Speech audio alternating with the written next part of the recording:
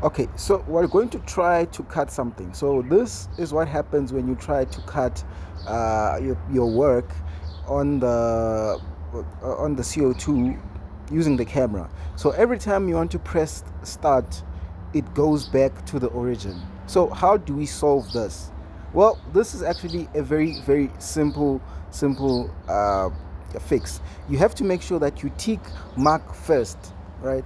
It's very important. You have to tick mark first. What mark first does is it sets your origin point at the start point. It sets the nozzle, it tells the machine where to actually start.